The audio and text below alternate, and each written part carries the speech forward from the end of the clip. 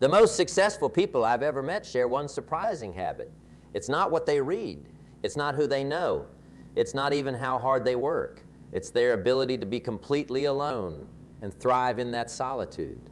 While others panic at the first moment of silence, these rare individuals have discovered a secret.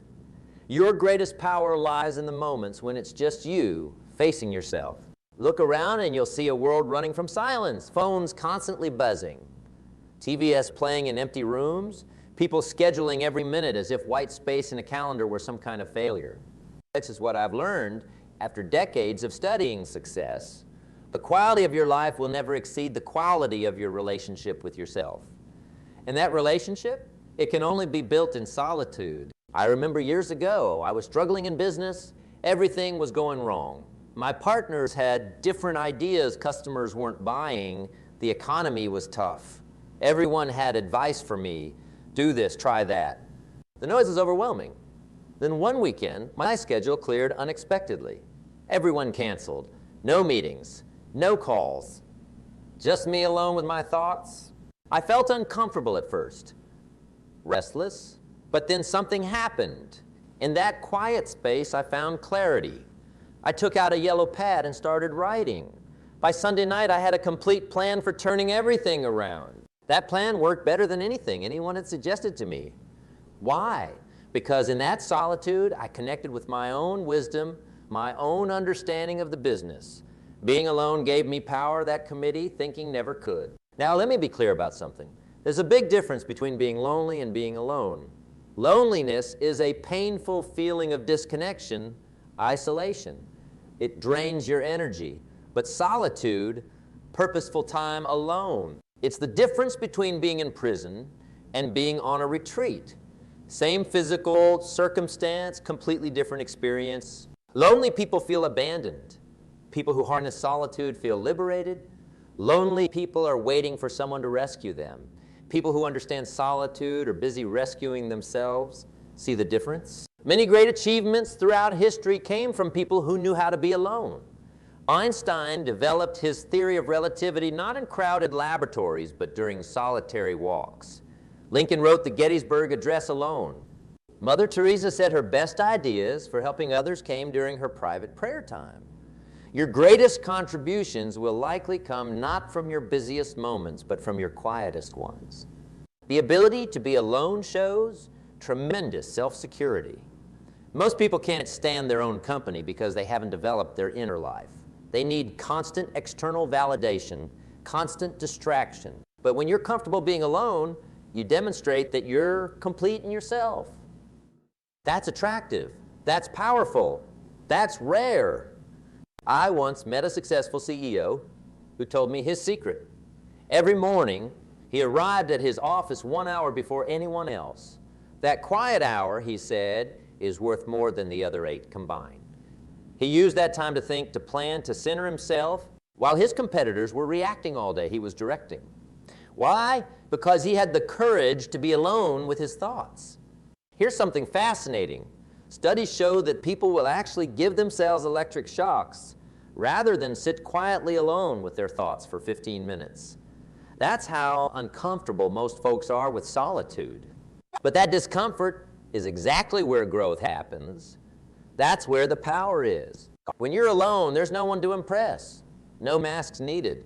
You can be completely honest with yourself. You know, I often ask people in my seminars, when was the last time you were completely honest with yourself? The looks I get, because most people are so busy trying to look good to others that they never develop the habit of looking truthfully at themselves. Solitude strips away pretense. It forces you to confront who you really are, what you really want, what truly matters to you. Not what society says should matter.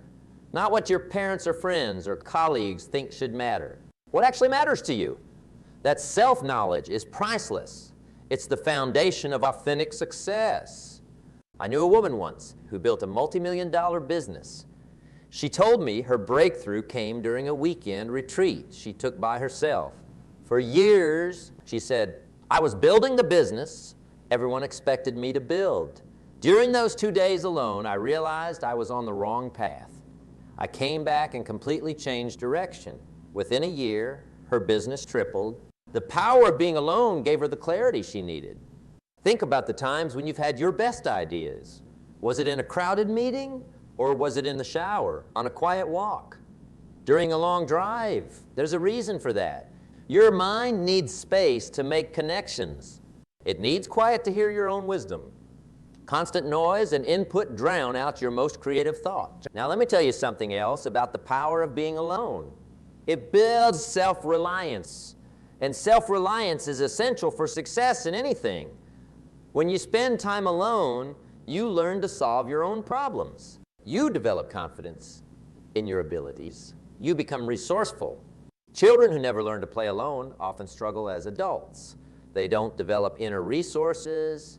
They're always dependent on others for their happiness, their direction, their sense of worth.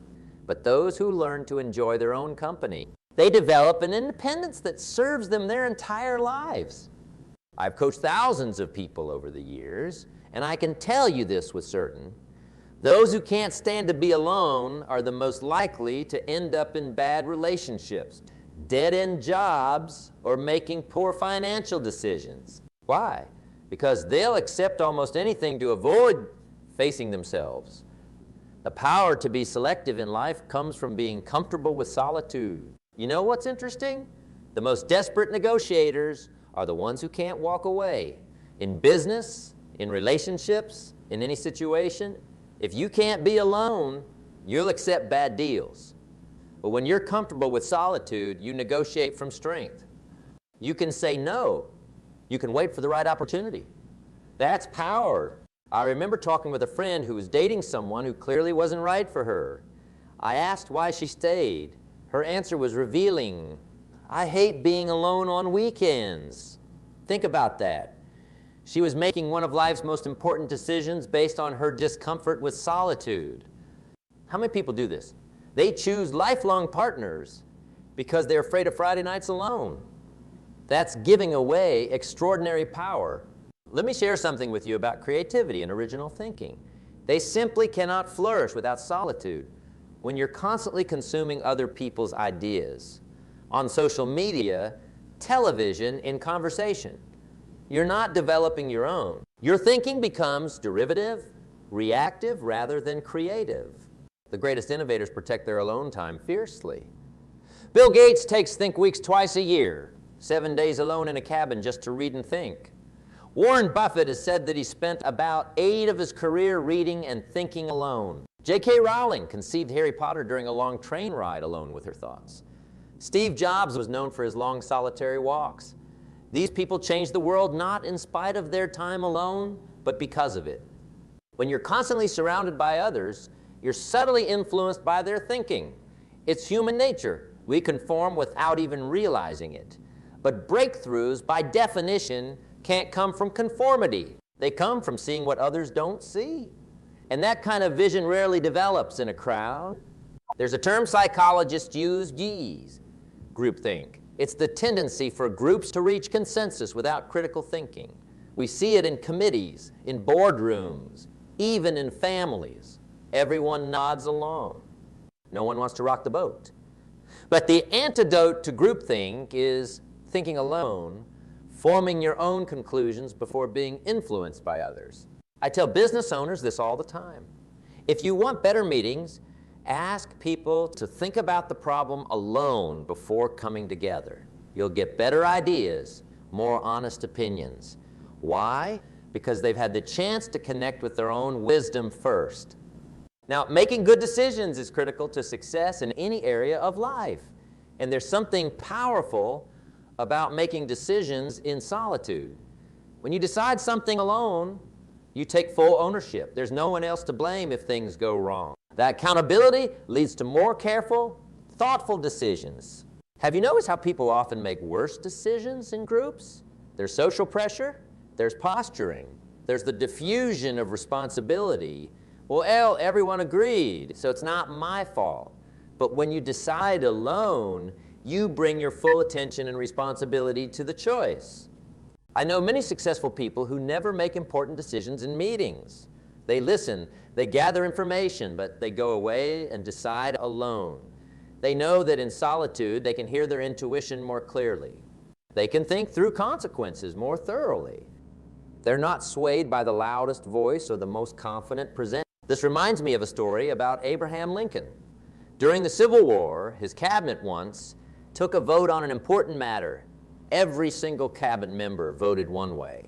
Lincoln voted the opposite way. When asked why, he simply said 7 nays and 1 aye. The ayes have it. He had the courage to stand alone in his conviction. That's leadership. That's power. You know, I've noticed something interesting over the years. The people most comfortable with solitude are often the most comfortable in genuine community, too. There's no desperation in their connections with others. They come together by choice, not need. Their relationships have a different quality, more authentic, more equal, more enjoyable for everyone. Think about the people you most enjoy being around. Aren't they the ones who are complete in themselves, who don't need you to fill some emotional hole in their lives, who bring their whole independent self to the relationship? That kind of healthy interdependence only comes from people who've mastered being alone. Now let's talk about preparing for success through solitary discipline. Most achievement requires practice, study, preparation. And much of that work must be done alone. No one can do your push-ups for you. No one can read your books for you. No one can write your business plan for you. The foundation of success is built in private, brick by brick. I remember asking a champion swimmer about her training. She told me about getting up at 4:30 every morning, driving to the pool in the dark and swimming laps for 2 hours before school. The hardest part, she said, wasn't the physical training. It was being alone with my thoughts for those 2 hours every day. Many swimmers quit because they can't handle the mental solitude, not because they can't handle the physical work. This is true in every field. Musicians practice alone for years before performing on stage. Writers face the blank page alone day after day. Entrepreneurs work through problems alone long before they have a team. The willingness to put in those solitary hours separates the successful from the wishful thinkers. I've had people tell me, Jim, I'd write a book too if I had the time. But when I ask how they spend their evenings, it's usually watching TV or scrolling through social media. The time is there. What's missing is the willingness to be alone with their thoughts, to engage in deep work without distraction. That's the real challenge. There's something else important about solitary discipline. It builds confidence like nothing else. When you prove to yourself privately that you can do difficult things, you develop unshakable self-belief. You know what you're capable of because you've seen it firsthand with no audience, no recognition. That's the kind of confidence that can't be taken away by criticism or setbacks. I worked with a man who completely transformed his health, lost 100 pounds, reversed his diabetes, got off all his medications. I asked him how he did it. His answer surprised me. I stopped exercising in groups. He said, I stopped going to weight loss meetings. I stopped talking about my goals. Instead, I spent that time alone, actually doing the work. He explained that the social aspect had become a substitute for action. Only when he embraced solitary discipline did he see real results. This doesn't mean you should never learn from others or seek support. Of course not. But there's a difference between learning principles from others and depending on others for your motivation or follow-through. True discipline comes from within, and it's cultivated in solitude.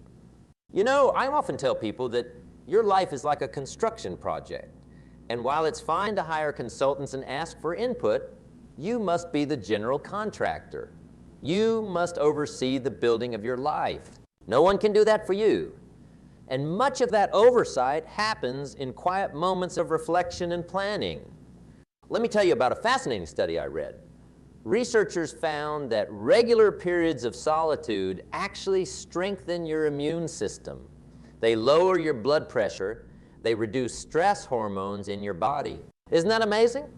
The simple act of being comfortably alone improves your physical health, not just your mental clarity. And there's something else I've noticed over the years. People who master solitude tend to age differently. They maintain their intellectual sharpness longer. They stay curious. They adapt better to life's changes. Why? because they've built the habit of self-renewal through solitude. They don't wait for circumstances to force them to reinvent themselves. They're constantly evolving through their inner work.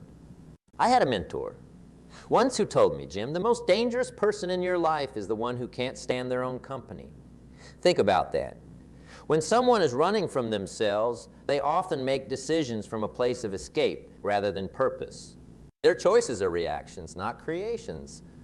But when you build a friendship with yourself, your decisions come from a completely different place, a place of self-knowledge and inner security. Now, let me give you some practical steps to harness the power of being alone. First, start small if you're not used to solitude. Even 15 minutes a day of complete aloneness, no phone, no TV, no distractions, can be transformative. Just sit with your thoughts. Write in a journal. Look out the window. Let your mind wander. Second, schedule your solitude. Put it on your calendar like any important appointment. Protect that time. Don't let other commitments crowd it out. Remember, if you don't prioritize your alone time, no one else will. Third, use different forms of solitude for different purposes. A walk in nature might be best for creative thinking. A quiet desk might be better for focused problem solving. Experiment and see what works for you. Fourth, develop rituals that signal to your brain that this is special time. Maybe it's a certain chair you sit in, a candle you light, a cup of tea you prepare. These small rituals help transition your mind from social mode to solitary mode. Fifth, be patient with yourself. If you spent years avoiding solitude, it might feel uncomfortable at first. That's normal. Stay with the discomfort. It will pass. And on the other side is tremendous growth. Sixth, use solitude strategically before important events or decisions. Take time alone to prepare for big meetings, difficult conversations, or major life choices. You'll enter those situations with greater clarity and confidence. Finally, notice the benefits. Pay attention to the ideas that come during your alone time, the solutions that emerge, the peace you begin to feel. Acknowledging these benefits will motivate you to continue the practice. Now let me share something that may surprise you.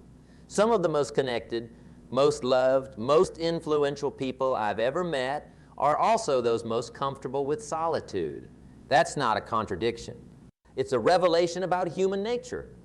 When you learn to fill your own cup, you have so much more to offer others. When you're not desperately seeking approval, you become truly approachable. When you're complete in yourself, you form connections based on choice, not need. I remember a young entrepreneur who came to me, frustrated about her business partnerships. Every relationship ends badly, she told me. I give everything, then they take advantage. When I asked about her personal habits, she admitted she never spent time alone. She was always with someone, a friend, a colleague, a date, a family member. Her calendar was packed from morning until night. Try this, I suggested. For the next month, spend 2 hours every morning completely alone, no phone, no email, just you with your thoughts in a journal. She looked at me like I'd suggested she climb Mount Everest, but she agreed to try. 3 months later, she returned completely transformed. Not only had her business relationships improved, but she'd also renegotiated terms that were far more favorable. What changed? I asked. Her answer was profound. I'm no longer afraid of walking away. Being alone with myself showed me that I'm enough on my own.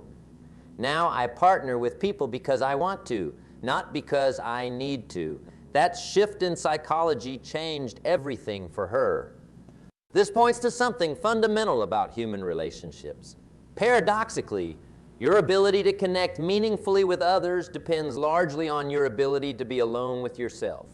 Most relationship problems stem from using others to fill a void that can only be filled from within. The neediness, the jealousy, the control issues, the codependence, these all diminish when you develop a strong inner life. Someone once asked me, Jim, how do I find the right partner? I said, become the right partner. And that starts with being the right partner to yourself. They looked confused, so I explained. If you can't spend quality time with yourself, why would someone else want to?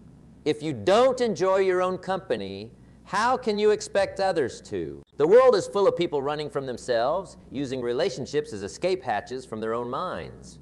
But the strongest relationships are formed between two people who are already whole on their own. Their connection isn't about filling emptiness, but about sharing fullness. That kind of relationship has power, has resilience, has joy that dependent relationships never will. I've noticed something else about people who master solitude. They listen differently. When you're comfortable with silence in your own life, you don't rush to fill the silence in conversation. You don't immediately jump in with your opinion or experience. You create space for others to express themselves fully. This makes you not just a better friend or partner, but a better leader, a better parent, a better colleague. A CEO once told me his most valuable leadership skill was his comfort with silence. In negotiations, he said, the person who needs to fill the quiet usually gives away the most. In meetings, he would ask a question, then sit back, perfectly at ease with the uncomfortable pause that followed. Others would rush to speak, often revealing information they hadn't intended to share. His solitude practice had given him this powerful edge. You know, there's something special about the hour before everyone else wakes up. I've had a morning ritual for decades. Rising before dawn, sitting with a cup of coffee, watching the world slowly come alive. Those quiet moments set the tone for everything that follows. I'm not reacting to other people's priorities. I'm setting my own course. I encourage everyone I mentor to claim this time. Whether it's early morning, late night, or a midday break, find those pockets of solitude that allow you to breathe, to think, to simply be. Guard those moments fiercely. They're the wellspring of your personal power. Now, some people tell me, Jim, I'd love to spend more time alone, but my life is too busy. I have kids, a demanding job, aging parents to care for. I understand those constraints are real, but even in the busiest life, small moments of solitude can be found and created. 5 minutes of silence in your car before entering your workplace. A brief walk alone during lunch. Even a few moments of quiet reflection before sleep. These small practices compound over time, building your capacity for deeper solitude when circumstances allow. Let me tell you about a single mother I worked with. 4 children, 2 jobs, barely keeping her head above water. Time alone. That's a luxury I can't afford, she told me. But she agreed to experiment with tiny pockets of solitude. 3 minutes in the bathroom with the door locked, just breathing deeply. 10 minutes in the parking lot before picking up her kids. A half hour once a week when she traded childcare with a neighbor. These small moments became her sanctuary. Those few minutes alone saved my sanity, she told me later. They reminded me that underneath all my roles, mother, employee, daughter, friend, they're still me. And reconnecting with that core self gave me strength I didn't know I had. That's what solitude offers. A chance to distinguish between your roles and your essence, between what you do and who you are, between the noise of expectations and the truth of your own wisdom. I've often observed that what most people call finding themselves actually happens during periods of purposeful solitude. You don't find yourself in exotic locations or in someone else's approval. You find yourself in those quiet moments when there's nothing to distract you from yourself. Consider how many people travel the world looking for enlightenment, but never take the most important journey, the one inward. They'll spend thousands of dollars on retreats, but won't spend 30 minutes in quiet reflection at home. They'll seek gurus and guides, but won't listen to their own inner wisdom. The answers you seek are rarely found in someone else's words. They're found in the silence between your own thoughts. Let me address something else about solitudes, the discomfort that comes with it initially. That discomfort isn't a sign something's wrong. It's a sign something's working. It's your mind detoxifying from constant stimulation. It's your true self emerging from beneath layers of social conditioning. When you first practice solitude, uncomfortable thoughts and feelings will arise, fears you've been avoiding, questions you've been postponing, truths you've been denying. Don't run from these. They're not your enemies. They're guides pointing toward growth opportunities, toward areas that need your attention. I once worked with a successful businessman who avoided being alone at all costs. His calendar was packed. His phone never stopped ringing.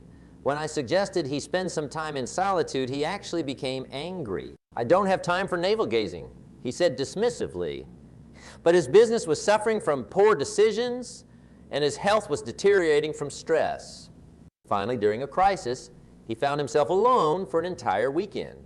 No choice in the matter. At first, he was miserable, but by the second day, something shifted. I realized why I'd been avoiding being alone. He told me later, I didn't like who I'd become. My values and my actions had drifted so far apart. That weekend changed everything. He restructured his business, rebuilt strained relationships, and recommitted to principles he'd long neglected. That's the transformative potential of solitude. It's a mirror that doesn't lie, a compass that points true north, a reset button for a life that's veered off course. This is particularly important during times of transition or decision. Society pushes us to move quickly, to keep up, to decide now. But the most important choices deserve the respect of solitude. Career changes, relationship commitments, major investments, these benefit enormously from quiet reflection. I often suggest people take a decision retreat before any major life choice. Even if it's just a day or half a day, completely alone with your thoughts about this one decision. No input from others, no research, no pros and cons lists. Just sitting with the question, what I really want. What feels right in my gut, not just in my head. It's remarkable how often clarity comes during these periods. Options that seemed confusing suddenly arrange themselves in order. Doubts either solidify into valid concerns or dissolve completely. Your inner knowing, what some call intuition, finally has the quiet space to be heard. This practice has saved many people from choices they would have regretted. It's also given many the courage to make bold moves they'd been hesitating on. Either way, decisions made from this centered place tend to have staying power. They don't leave you second-guessing or looking over your shoulder at the road not taken. As we move toward a conclusion, let me share one last insight about the power of being alone.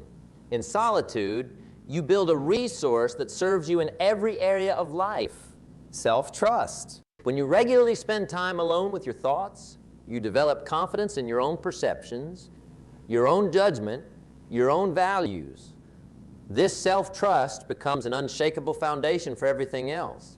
Most people live with a constant, low-grade anxiety because they don't trust themselves. They need constant validation, constant reassurance.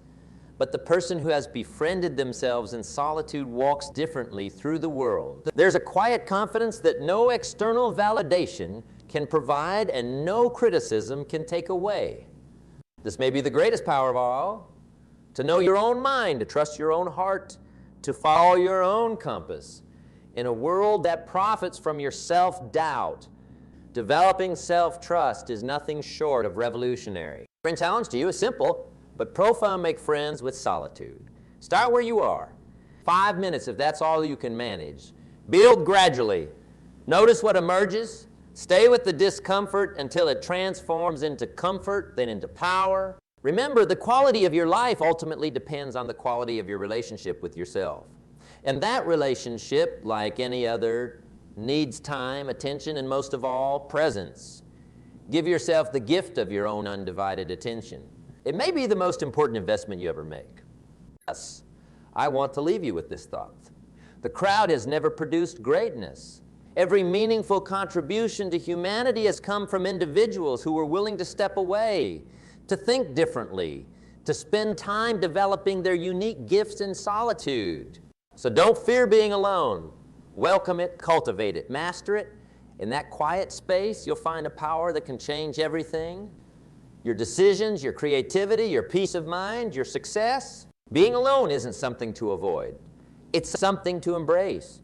Because in truth, being alone isn't a weakness. Being alone is a power. Thank you.